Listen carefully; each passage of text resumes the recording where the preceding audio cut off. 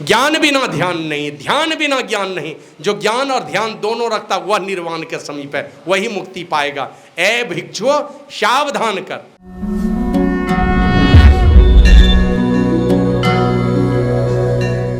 इसलिए सचेत होकर के संतों से जुक्ति सीख लीजिए। आ खाली कथा कहानी से तो ठीक उसी प्रकार की बातें होगी। बाबा कबीर ने कहा, बिन देखे बिनु दर्श परस बिनु नाम कहे जो कोई, धन धन कहे धनी जो होते निर्धन रहते न कोई। धन धन जपने से कोई अगर धनी हो जाता तो निर्धन कोई रहता। दिन भर धन धन धन धन 2000 का नोट 2000 का नोट गिनते रहते और अरबपति हम हो जाते। ऐसा होता नहीं है। 5 मिष्टान दिन भर जपते रहिए, पेट भरने वाला है नहीं। एक ही मिष्टान मिले लेकिन पेट में जाना चाहिए। उसी प्रकार बाहर में कथा कहानी सुनिए, सुन करके ही मत रहिए। और नहीं तो क्या होगा जानते हैं, एक राजा को एक गायक ने खूब बढ़िया गाना गा के सुनाया, खुश हो गए। तो राजा ने कहा, भाई तुम तो बहुत बढ़िया गाते हो, फलाने दिन आना तुमको बहुत इनाम दूंगा। अभी जैसे बोला बहुत इनाम दूंगा तो गदगद हो गए। समय पाकर के वो गायक राजा के दरबार में गया। मंत्री खबर भेज दिए राजा के पास। राजा हाजिर हुए और राजा पूछते हैं, भाई किधर आए हो? बोला, राजा साहब आप ही बोले थे ना बहुत इनाम दूंगा। कहा क्यों? बोला, हम गा के सुनाए थे ना आपको, उसी से गदगद होकर आप बोले थे ना। बोला, वो गा के सुनाए थे? बोला, हाँ गा के सुनाया था। कहा तुम गा के हमको खुश कर दिया, इसलिए हम बोल के तुमको खुश कर दिए। या इनाम देने की कहाँ बात है? तुम गा के खुश किए, हम बोल करके खुश कर दिया तुमको। तो उसी प्रकार किस्सा कहानी सुनते रहिए और दिन में घर में जा करके कभी भी उस परमात्मा से मिलने का कोई जतन मत कीजिए, कहाँ से फल मिलने वाला है। इसलिए संतों से युक्ति सीख लीजिए और नियमित रूप से आंतरिक सत्संग भी कीजिए, ध्यान कीजिए, उस परमात्मा से मिलने का जतन कीजिए। इसके लिए एक ही बार में मिल नहीं पाएंगे।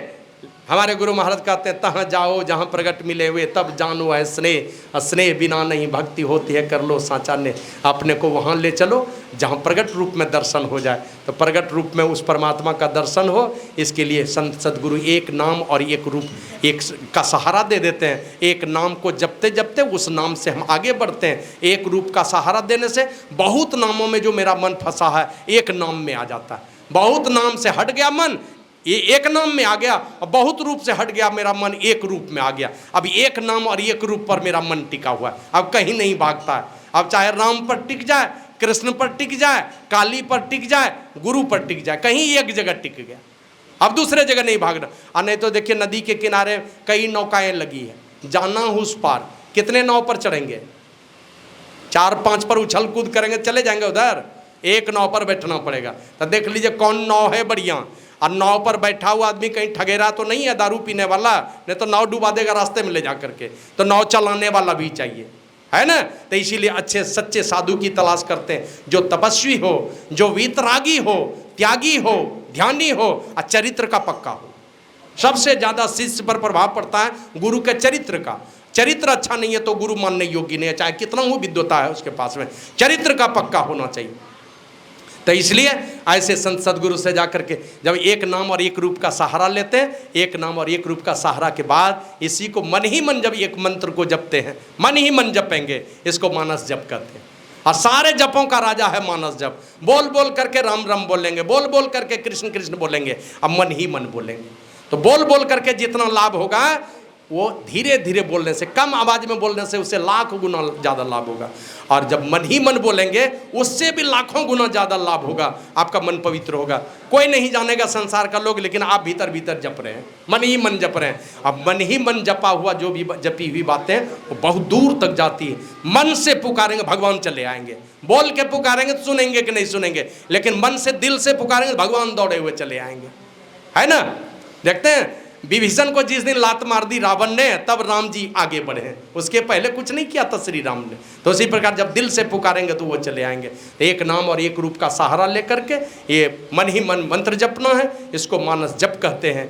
मन ही मन एक रूप का ध्यान करना, ये मानस ध्यान कहलाता है। और दोनों काम कर लेंगे तो आपका मन हो जाएगा पवित्र। और ये पवित्र मन से क्या करना है, तब कहा एक बिंदुता का साधन करो। ऐन महल पट बंद के चलू सुखमन घाटी हो, दृष्टि डोर स्थिर रहे तम बिची ही में फाटी हो, खुले राह आसमान की टूटे भ्रम टाटी हो। आंख बंद करने पर अंधकार ही अंधकार देखते हैं। ये अंधकार की जो टाटी है ना कब टूटेगी? का आयन महल पट बंद कर, इस नेत्र महल को बंद कर लीजिए और दोनों दृष्टिधारों को गुरु के युक्ति के मुताबिक नासिका के अग्रभाग में अंधकार मंडल के ठीक सामने के केंद्र में, ये गुरु की युक्ति है इसके देखने के लिए।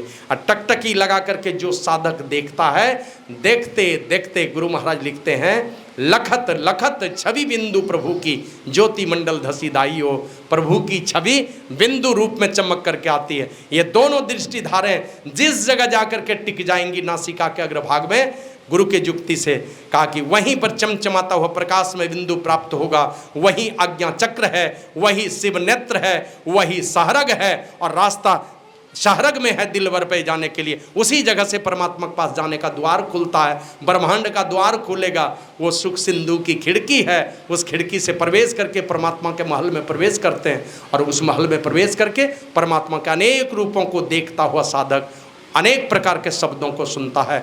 और उन्हीं शब्दों में से एक शब्द है जो परमात्मा की ओर से आती है, जिसको राम नाम कहते हैं, उसको ओम कहते हैं, स्फोट कहते हैं, उद्गीत कहते हैं, इसी को उल्टा नाम कहते हैं। लिखे न गुरु महाराज, अव्यक्त अनादि अनंत अजय अज आदि मूल परमात्म जो ध्वनि प्रथम स्फुटित पराधारा, जिनसे कही स्फोट है सो है स्फोट वही, उद्गीत वही, ब्रह्मनाद शब्द ब्रह्म ओम वही। उस ब्रह्मनाद को पकड़ता है, उस ओम को पकड़ता है, उस उल्टे नाम को पकड़ता है, उस ओम को पकड़ करके कहाँ जाता है?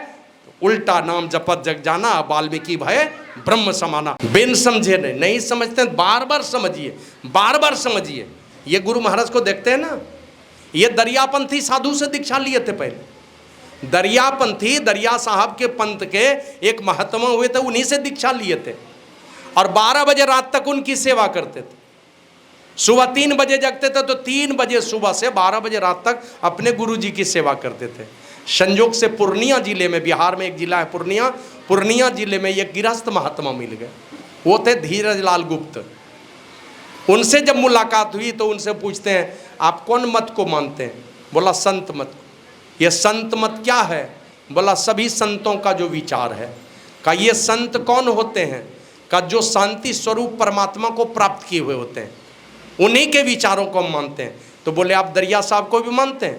बोला हाँ, उनको भी मानता हूँ, सारे संतों को मानता हूँ। जिस देश में, जिस वेश में, चाहे वो दलित में पैदा हुए कि ऊंची जाति में पैदा हुए, चाहे अपने देश में पैदा हुए कि दूसरे देश में कहीं भी पैदा हुए, और दूसरा देश तो पहले था ही नहीं, समूचा का समूचा आर्यावर्ती था, सारी दुनिया एक है ना। राजा मंधाता के जमाने की बात, सारी दुनिया के राजा थे वो, दूसरा देश था ही नहीं, यही एक देश था। तो कहा कि सारे संतों का जो विचार है उन्हीं संतों, उनके विचारों को मैं मानता हूँ। तो कहा कि आप हमको बता देंगे? बोला हाँ बता दूंगा। कब आओगे? ये जवान थे, बोले कि 12 बजे रात के बाद मुझे छुट्टी मिलती है, 12 बजे रात से 3 बजे सुबह तक, और नहीं तो 3 बजे सुबह से 12 बजे रात तक मैं गुरुजी की सेवा में रहता हूँ। तो धीरज लाल गुप्त बोले कि तुम जब आओगे उसी से मैं बता दूंगा।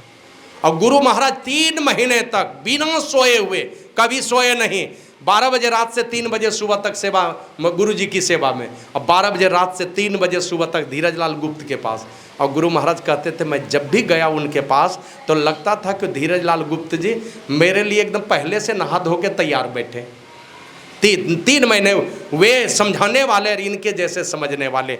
और समझते समझते जब गुरु महाराज को बात समझ में आई तो इन्होंने कहा मैं समझते समझते समझ गया कि संतों के ज्ञान से बढ़ करके बाहर में, संतों से ज्ञान के बढ़ करके कोई दूसरा ज्ञान नहीं, और इस ज्ञान की छत्र छाया से बाहर जा करके कहीं कल्याण नहीं। और इसीलिए उन्होंने कहा संत मता बिनु गति नहीं, सुनो सकल दे कान, जो चाहो उद्धार को बनो संत संतान। संतान माने शिष्य भी होता है, तो संत का शिष्य बना लो, क्योंकि संतों के विचारों के अधीन जब तक अपने आप को नहीं करेंगे हमारा आपका कल्याण नहीं होने वाला है। तो इसलिए सुनना है कहाँ जा करके? का सुनी समझही जन्मुदित मन, मत जही अति अनुराग, लहे ही चारी फल अछत तनु साधु समाज प्रयाग। का वो वाले प्रयाग में जाकर के डुबकी लगाएंगे ना, एक फल मिलेगा। किसी भी तीर्थ में जाइए, एक फल। पहला फल क्या है? शरीर पवित्र, मन में थोड़ी देर के लिए एक क्या कहते हैं पवित्रता ला देगा। कोई तीर्थ में डुबकी लगा लीजिए, क्योंकि उन तीर्थों में बड़े बड़े पवित्र महात्मा लोग भी डुबकी लगाते हैं, और उनके चरणों के स्पर्श से उन तीर्थों की गंदगी भी धुलाई की भी धुलाई हो जाती है। यही कहा था ना, माँ गंगा जब मृत्यु भुवन में उतरी थी तो विष्णु भगवान को कहा मैं नहीं जाऊंगी धरती पर। कहा क्यों? कहा धरती पर एक से एक पापी लोग होंगे और दिन रात पाप कर्म करेंगे, अब मेरे जल में डुबकी लगाएंगे तो मैं कितने पापियों का पाप धोऊंगी। तो विष्णु भगवान ने कहा बेटी तुम चिंता मत करो, जाओ धरती पर मृत्यु भुवन में, और वहां तुम पापियों का पाप धोते धोते जब बोझिल हो जाओगी ना, तो तुम्हारे किनारे पर ऋषि मुनियों का डेरा होगा और वो बीच बीच में तुम्हारे ऊपर कृपा करेंगे, और जैसे ही तुम्हारे जल में चरण स्पर्श करेंगे ना तो तुम्हारा सारा पाप धुल जाएगा। दक्षिण भारत की एक कथा है, संत एकनाथ जी महाराज प्रवचन करते थे, बहुत सारे लोग देखते थे, प्रवचन सुनते थे, और वक्ता श्रोता की दृष्टि तो किन्हीं किन्हीं पर पड़ती ही है। तो कुछ मनचले युवक लोग बैठे थे उसमें। अब वो मनचले युवक मन ही मन वो गर्दन उठा के देखते हैं कि बाबा जी प्रवचन करके किसको देखते हैं, तो गर्दन उठा के देखे वो मनचले युवक, तो देखा कि किसी खूबसूरत माता के तरफ बार बार ये महात्मा जी देख रहे थे, और वो माता जी भी बार बार उन्हीं को। जब सत्संग खत्म हो गया, सब लोगों ने प्रणाम किया, सब लोग चले गए, वो माता जी भी प्रणाम करके जाने लगी, तो ये मनचले युवक पीछे पीछे चल दिए, कुछ उल्टी पुल्टी हंसी मजाक की बातें करते हुए। और वो माता जी गई गोदावरी नदी में घुस गई, और घुसी तो भीतरे में रह गई, भीतर में ही रह गई। तो डर के मारे ये लड़के लोग भाग गए, लगा कि शायद मरा उल्टी पुल्टी बातें हमने कह दी इसलिए कहीं जान तो नहीं गंवा दी नदी में डूब के। भागा वो सभी लड़के भाग गए। दूसरे दिन संत एकनाथ जी महाराज की गद्दी लगी ना, तो बहुत सारे लोग आए, वे मनचले युवक भी आ गए, और आ करके वो देखते आज बाबा जी किनको देख रहे हैं, तो गर्दन उठा के देखे तो इन लोगों की सिट्टी पिट्टी गुम हो गई। वही माता जी थी जो पिछले दिन नदी में डूब गई थी, वही बैठी हुई थी, और ये बाबा जी उन्हीं को देख रहे थे, वो भी इन्हीं को देख रहे थे। होता है ना ऐसा, शिक्षक जब पढ़ाते हैं क्लास में जो बढ़िया विद्यार्थी होता है बार बार उनके ऊपर दृष्टि जाती है। शिक्षक भी देखेगा गौर से, पढ़ाएगा सबको, लेकिन देखेगा उसी विद्यार्थी को जो पढ़ने में तेज होता है। तो माता जी बार बार देख रही थी, ये महात्मा जी भी बार बार उसी माता जी को देख रहे थे। सत्संग खत्म हुआ, सब लोगों ने प्रणाम किया, सब गए, और वो माता जी जैसे आकर के माथा टेकती है ना, तो संत एकनाथ जी हाथ जोड़ करके कहते माता कल के सत्संग को सुन करके आपको वापस जाने में बहुत बेइज्जती उठानी पड़ी, आप आदेश कीजिए, जहाँ कहिएगा मैं वहीं गद्दी लगाऊंगा, वहीं कथा होगी, आप बोलिए। तो वो हाथ जोड़ करके कहती महाराज दुनिया के लाखों पापी अनेक प्रकार के पाप कर्म करते हैं, और जाते हैं मेरे जल में डुबकी लगाते हैं और कहते हैं ए गोदावरी मैया तुम मेरे पाप को धो देना, और मैं दुनिया के पापियों का पाप धोते धोते बोझिल हो जाती हूँ, तो आप जैसे संतों के चरणों में सिर टेक कर अपना पाप धोने के लिए चली आती हूँ। माने स्वयं गोदावरी मैया है ना, वो दक्षिणी भारत में महाराष्ट्र में वो नदी है, ब्रह्मगिरी पर्वत से, वो पर्वत से वहाँ प्रकट हुई है। क्या नाम है? गौतम ऋषि 12 वर्षों तक ब्रह्मगिरी पर्वत पर तपस्या किए हैं, तब गोदावरी प्रकट हुई है वहाँ पर। वो माता गोदावरी को गंगा जैसा उच्च स्थान प्राप्त है। हमारे देश में सभी नदियों को हम लोग माता के समान देखते हैं, पाप हरनी मानते हैं उनको। तो कहा कि मैं अपनों पाप धोने के लिए आपके चरणों में चली आती हूँ। तो उन प्रयाग में जाएंगे, एक फल, किसी भी तीर्थ में जाएंगे एक फल वो है कि आपके शरीर को पवित्र कर देगा, मन में पवित्र भाव पैदा कर देगा। लेकिन वो पवित्र भाव थोड़े दिन तक रहता है, मिट जाएगा। एक महीना 15 दिन लगेगा कि हम तीर्थ करके आए हैं, कुछ उल्टा पुल्टा नहीं करेंगे, लेकिन फिर वही तुम्बा फेरी शुरू हो जाता है। उसी प्रकार के साथी संगी मिलते हैं। लेकिन संतों के पास जाएंगे तो बाबा कबीर कहते हैं तीर्थ गए तो एक फल, संत मिले फल 4, और सदगुरु मिले अनेक फल का कबीर विचार। संतों के पास जाएंगे चारों फल, जाइए उनके पास। कहा कि अगर प्रयाग में साधु संतों के पास उनकी बातों को आनंद मन से सुन रहे हैं, समझ रहे हैं और अपने जीवन में उतार रहे हैं, का मानो उसी प्रयाग में बहुत प्रेम के साथ आप डुबकी लगा रहे हैं, कोई अंतर नहीं है, वही प्रयाग है। और यहाँ रहने से चारों फल मिलेगा। सबसे पहले तो आपके जीवन का मकसद का पता चलेगा, आए हैं किस लिए यहाँ से। मैथिली शरण गुप्त एक कवि हुए, राष्ट्रीय कवि, उन्होंने कहा नर हो न निराश करो मन को, कुछ काम करो, कुछ काम करो, जग में रहकर कुछ नाम करो, यह जन्म हुआ किस अर्थ हो, समझो इसको यह व्यर्थ न हो। मना ऐसा नहीं कि संसार में खाली जय जयकार होते रहे, अब मर करके भूत प्रेत की जोनी में जाना पड़े। यह जन्म किस लिए हुआ है, इस मकसद का पता चलता है, इसका अर्थ पता चलता है। और जिनको इस अर्थ का पता चल गया उसके जीवन में कभी अर्थ की कमी नहीं होगी। तो संतों के सानिध्य में सबसे पहला है, आपके जीवन से दरिद्री मिटेगी, आपके जीवन से काम, क्रोध, ईर्ष्या, द्वेष, ये सारे अंधकार के रूप हैं, ये सब मिटेंगे। और अंततः जो गरीबी और लाचारी है ये भी धीरे धीरे मिटने लगेगी, आपके अंदर में संतोष आने लगेगा। और जिनके जीवन में अर्थ आता है तो उनको लगता है कि हमारे बहुत सारे साथी संगी लाचारी में जी रहे हैं, बेबसी में जी रहे हैं, परमात्मा की विशेष कृपा है हमारे ऊपर, उनकी कृपा से ये सारा चीज़ हमें प्राप्त हुआ है। तो वो आदमी धर्म के तरफ, धर्म की छत्र छाया में आगे बढ़ता है। और जो धर्म की छत्र छाया में चला जाए, ये ऐसी छतरी है धर्म जहाँ जा करके सारी कामनाओं की पूर्ति हुई, धीरे धीरे एक एक करके सारी कामनाओं की पूर्ति होगी।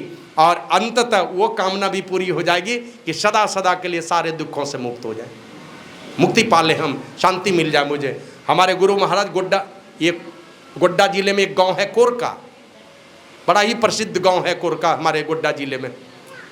वहाँ गए थे तो गुरु महाराज यही कहते, एक जमाना था जब मेरे पास पानी पीने के लिए मिट्टी के पात्र नहीं थे, लेकिन अभी सोने का पात्र है मेरे पास भोजन करने के लिए, पानी पीने के। एक जमाना था जब आधी धोती पहन के चलता था, नहाने की इच्छा होती थी तो किसी पोखर सरोवर में नहाता था और नंगे बैठा रहता था आड़ में और सूखने दे देता था धोती को, ये गुरु महाराज बतलाते थे। लेकिन अभी मेरे पास इतने कपड़े हैं कि रोज कपड़े बदलूं तो कपड़े नहीं खत्म होंगे।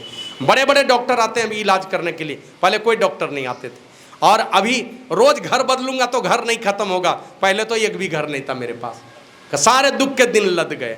तो हमने जीवन में दो ही काम किया, जब हमारी उम्र थी तो हमने विद्या अध्ययन किया, जब हमारी उम्र थी, पढ़ने लिखने में भी कुशाग्र बुद्धि के थे, तो जब हमारी उम्र थी तो हमने विद्या अध्ययन किया। और जब विद्या अध्ययन छोड़ दिया तो क्या किया, केवल और केवल सत्संग और ध्यान किया।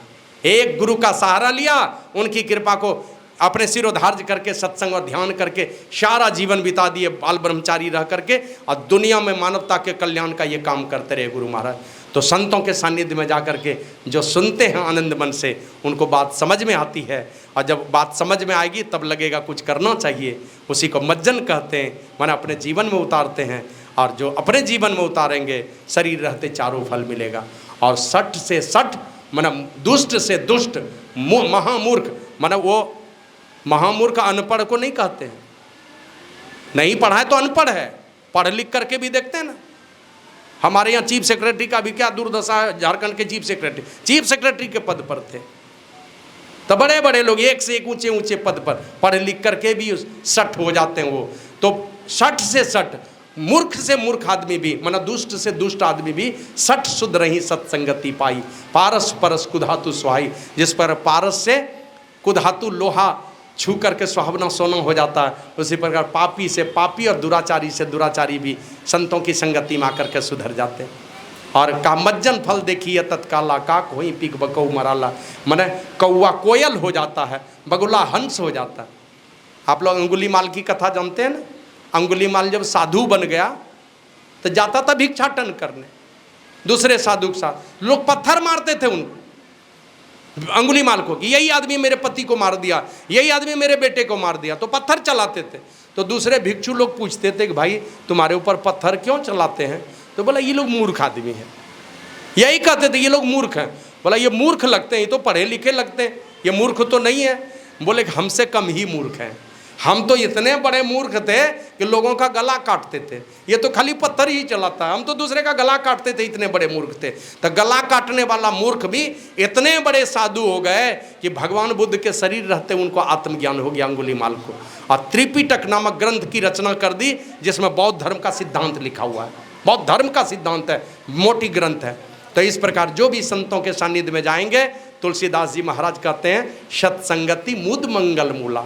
ये सत्संग क्या है, साधु संतों की संगति क्या है, कहा आनंद और कल्याण रूपी वृक्ष की जड़ है। कैसा वृक्ष है, और वृक्ष में तो दूसरा चीज फलता है ना, लेकिन ये सत्संग क्या है, साधु संतों की संगति क्या है, का जिस पेड़ में आनंद और कल्याण फलता है उसकी जड़ है सत्संग। मतलब जितना पानी डालेंगे उतना आनंद और कल्याण ही आपके जीवन में आएगा। तो इसलिए संतों का सानिध्य ग्रहण करके केवल सानिध्य ग्रहण करें, लेकिन इसके लिए है कि जैसा बनना चाहते हैं उसका कुछ नियम और संविधान है। डॉक्टर बनना चाहते हैं और उनके संविधान को नहीं मानेंगे तो आप डॉक्टर नहीं बन सकते। इंजीनियरिंग कॉलेज में एडमिशन कराएंगे और आप मेडिकल की पढ़ाई पढ़ना चाहेंगे तो वो पढ़ाई हो नहीं सकती है। तो संतों के विद्यालय में दुनिया में और किसी जीव के लिए विद्यालय नहीं है, यही विद्यालय केवल और केवल मनुष्य के लिए। और परमात्मा ने ये मनुष्य का शरीर दे करके हमें भेज दिया इस संसार में। शरीर तो दे दिया, चाल कुत्ते और गधे वाली दे दी। इसी चाल को बदलने के लिए विद्यालय बना करके रखा है। इस विद्यालय में जाकर के अपने चाल चलन को जो बदल लेते हैं तो उनकी ऊंची गति होती है, और जो चाल नहीं बदलते हैं तो परमात्मा देख लेते कौन कौन चाल नहीं बदलने वाला है, कौन कुत्ते की चाल में चल रहा है मनुष्य होकर के। कहा चल तू मनुष्य होकर के क्या रहेगा, फिर उसी जोनी में चला जा, मतलब पुनर्मुसी को भगवा उधर ही चला जा, तू इस जोनी में रह करके क्या कहेगा। इसलिए बाबा कबीर कहते हैं बार बार नर दे नहीं या वीर रे, चेत सके तो चेत कहे कबीर रे। सचेत होकर के हमेशा होश में रखिए कि हमें कीमती ये मानव का चोला मिला है, बार बार हमें मिलने वाला नहीं है। ये मनुष्य शरीर पा करके अगर हम वही काम करते हैं तो श्रेष्ठ कैसे होंगे। एक ही काम है संसार में जिस काम को करने के चलते हम श्रेष्ठ हैं, एक काम है मात्र। वो कौन सा काम है? मनुस्मृति को पढ़िए। आहार निद्रा भय मैथुनं च सामान्य में तत् पशु भी नरानम ज्ञानम नरानम अधिकम विशेषो ज्ञानेन हीनम पशु भी समानम। जानवर चार काम करता है, खाया बम बम किया, है ना, खाया जो खाने का सिद्धांत बना खाता है, फिर बाल बच्चे पैदा करते हैं। कोई दूसरा जानवर आ जाए तो डरते भी हैं, समय पर सोते भी हैं, और हम लोग भी वही चारों काम करते हुए जीवन खपा दिए। इसीलिए परमात्मा ने ये मनुष्य का शरीर दिया। खाना पीना सो जाना ये कर्म है पशु समाना, फिर मनुष्य देह क्यों धारी, हरि भजन करो सुखकारी। ये मनुष्य का शरीर क्यों धरा? जब जानवर जो काम करता वही काम तुम कर रहे हो। तो जो काम करके हम सारे जानवरों से श्रेष्ठ कहलाते हैं वही काम है भक्ति। और संतों के चरण में जा करके अपने को पवित्र भाव में ले जाइए, खान पान की शुद्धि रखिए, क्योंकि उल्टा पुल्टा पाप कर्म करके संसार की संपत्ति कमा सकते हैं, लेकिन भक्ति की संपत्ति और भक्ति की पूंजी कमाने के लिए आपको पवित्र जीवन जीना पड़ेगा। पांचों पापों से अपने आप को बचाना पड़ेगा। और नहीं तो जिसके जीवन में अखलाक की कमी है, बाबा देवी साहब ने कहा अखलाक की कमी है जिसके जीवन में, उसके जीवन में रूहानी तरक्की नहीं हो सकती है। भक्ति के डगर पर आप आगे नहीं बढ़ सकते। जैसे धागे में एक भी गिरह गांठ हो तो सुई में नहीं पिरोई जा सकती, उसी प्रकार मन में थोड़ा भी विषय वासना है, भक्ति की तरफ आप नहीं बढ़ सकते। तो अपने आप को पांचों पापों से, छहों विकारों से बचा के साधु संतों के सानिध्य में जाइए, खान पान की शुद्धि रखिए और उनसे शिक्षा दीक्षा लेकर के खाली बाहरी सत्संग ही मत कीजिए। बाहरी सत्संग करके हमारे गुरु महाराज ने कहा नित्य सत्संगति करो बनाई, अंतर बाहर द्वय विधि भाई, धर्म कथा बाहर सत्संगा, अंतर सत्संग ध्यान होगा। बाहरी सत्संग कीजिए, मने पहले चिट्ठी आती थी कहीं से ना, अब तो मोबाइल का जमाना आ गया। पहले चिट्ठी आती थी, जैसे किनारे में जला हुआ देखते थे ना, सब रोना शुरू करता था, समझ लेते थे लोग कोई मर गया। कोने में जली हुई चिट्ठी देख के समझ जाते थे मर गया। और चिट्ठी पर अगर कहीं हल्दी का दाग लगा दिया, हल्दी लगा दिया उसमें, तो लोग समझ जाते थे या तो उपनयन संस्कार है और नहीं तो किसी का श्राद्ध है। चिट्ठी देखने से पता चलता था। इसलिए गुरु महाराज कहते थे, बाबा देवी साहब, चिट्ठी आधी मुलाकात होती है। तो संतों के विचार उन शास्त्रों में भरे पड़े हैं, उन शास्त्रों के विचार को पढ़िए। चिट्ठी मन समझ लीजिए उन संतों के दर्शन हो रहे हैं, और मिल जाए तो संतों का दर्शन कीजिए, और नहीं मिले तो उन संतों के विचार हैं शास्त्रों में भरे पड़े, उनको घर में ले आइए। लेकिन करेंगे क्या? दिन भर कपोल कल्पित कल्पना वाली सारी कहानी टीवी पर देखें। कोई भी असली कहानी भूल से कोई दिखाते हैं, तो असली कहानी वाली किताब घर में लाइए, बच्चों को पढ़ाइए, अपने भी पढ़िए। और जो पवित्र शास्त्र हैं जिसमें अध्यात्म का रास्ता है, धर्म का रास्ता है, भक्ति का रास्ता है, उसको पढ़िए। नहीं समझ सकते हैं साधु संतों से सीखिए, और सीख करके आंतरिक सत्संग भी कीजिए। बाहरी सत्संग के से परमात्मा के विषय में जानेंगे और आंतरिक सत्संग के द्वारा परमात्मा से मिलेंगे। आंख वाला देख सकता है, पैर वाला चल सकता है। एक गांव में आग लगी, अब एक अंधा और एक पैर से दिव्यांग है, अब निकले कैसे? पैर नहीं है, देखता तो है लेकिन पैर नहीं है, तो भागेगा कैसे? और आंख वाले को पैर है लेकिन आंख नहीं है, तो दोनों ने आपस में विचार किया। अंधे आदमी ने कहा कि मेरे पास पैर है, तुम मेरे कंधे पर बैठ जाओ। तुम रास्ता दिखाना, हम लोग दोनों भाग जाएंगे। तो आंख वाले ने रास्ता दिखा दिया, और ये तो अंधा था लेकिन पैर था इसके पास में, वो रास्ता बताते गए, ये गांव से निकल गया। उसी प्रकार ये बाहर में कथा कहानी सुनेंगे तो परमात्मा के विषय में जानेंगे, और जब तक अंतर में ध्यान नहीं करेंगे तब मिलेंगे किनसे? मिलने के लिए ध्यान है, जानने के लिए सत्संग है, मिलने के लिए ध्यान है। इसलिए भगवान बुद्ध ने कहा, ज्ञान बिना ध्यान नहीं, ध्यान बिना ज्ञान नहीं। जो ज्ञान और ध्यान दोनों रखता वह निर्वाण के समीप है, वही मुक्ति पाएगा। ए भिक्षुओ सावधान कर। श्री सद्गुरु महाराज की जय।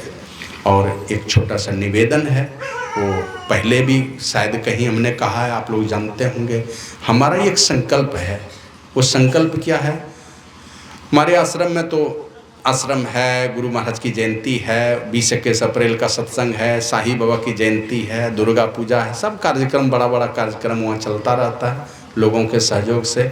लेकिन हम लोगों ने एक विचार बनाया है कि हम लोग हरिद्वार में गुरु महाराज के नाम पर परमानेंट लंगर समझते हैं, दिन रात भंडारा, माने 10 बजे दिन में शुरू होगा, वो 11 बजे रात में बंद होगा। भंडारा बंद नहीं होगा, सत्संग बंद कर लीजिए, समय पर स्तुति प्रार्थना ध्यान जो करना कीजिए, भंडारा नहीं बंद होगा। जो जाएगा 10-20 हज़ार लोगों के लिए आपको करना है व्यवस्था, डेली खिलाना है, जिनको खिलाना उन्हीं को खिलाइए। जहाँ से जाएंगे तीर्थयात्री तीर्थ करने के लिए, रहने और खाने का व्यवस्था हम लोग निःशुल्क, यही प्लानिंग है हम लोगों का। और उसके लिए हम लोग अभी ज़मीन तो और भी लेंगे, लेकिन अभी हम लोग फिलहाल 5 बीघा ज़मीन, यहाँ के हिसाब से 5 बीघा, लमसम 2.5 करोड़ रुपया उसमें लगेगा। तो हम लोग बात भी कर लिए हैं, 1 लाख एडवांस में टोकन मनी दे दिए हैं, और अगले महीने में कह रहा है एग्रीमेंट करने के लिए, तो उसमें 40-50 लाख रुपया देना पड़ेगा एग्रीमेंट में, और 6 महीने का समय देना चाहता है। ऐसे बोले हैं उसको कि 1 साल का दे दीजिए, एग्रीमेंट में हम 50 लाख पूरा देंगे, लेकिन 6 महीना में नहीं पूरेगा उतना पैसा।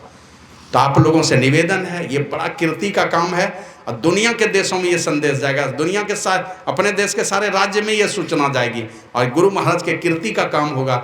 हम और आप तो 20-30 साल कितना जिएंगे, 30-40 साल जाएंगे ज़्यादा से ज़्यादा, उसके बाद तो राम नाम सत्य है, उसके बाद तो जिसको चलाना होगा, लेकिन गुरु महाराज की कीर्ति चलती रहेगी इसी तरह से। तो आप लोग थोड़ा विचार कीजिएगा, मोबाइल नंबर ले लीजिएगा, अकाउंट नंबर है ट्रस्ट का, ट्रस्ट के अकाउंट में डालना है, और उसमें हम लोगों ने विचार किया जो सामर्थ्यवान लोग हैं वो बढ़ चढ़ करके करें। अभी हम लोगों ने लगभग 60 लाख रुपये का वचन दान करवाया है, यूट्यूब के माध्यम से भी हम लोगों को पैसा आएगा, लेकिन आप लोगों से निवेदन है आप लोग बढ़ चढ़ करके उसमें सहयोग करें। और एकदम जो गरीब लोग हैं उनसे भी कहेंगे 500 दीजिए, 100 दीजिए, 200 दीजिए, कुछ भी दे सकते हैं, उसके लिए कोई ये नहीं है। लेकिन गरीब से गरीब आदमी 5000 देंगे तो हम लोग संगमरमर के प्लेट में नाम डालेंगे वहाँ पर, दोनों पति पत्नी का, और डालने का तो कोई 500 भी दे देगा तो कोई बात नहीं, वो भी सब ट्रस्ट में जाएगा, मेरे व्यक्तिगत अकाउंट में नहीं जाएगा, उसका ऑडिट होगा, समझे नहीं, इनकम टैक्स का रिटर्न फाइल होगा, वो सारा चीज़ होगा उसमें, ट्रस्ट के नाम से चलेगा वो सारा चीज़। तो आप लोगों से निवेदन है थोड़ा इस पर विचार कीजिएगा। श्री सद्गुरु महाराज की जय।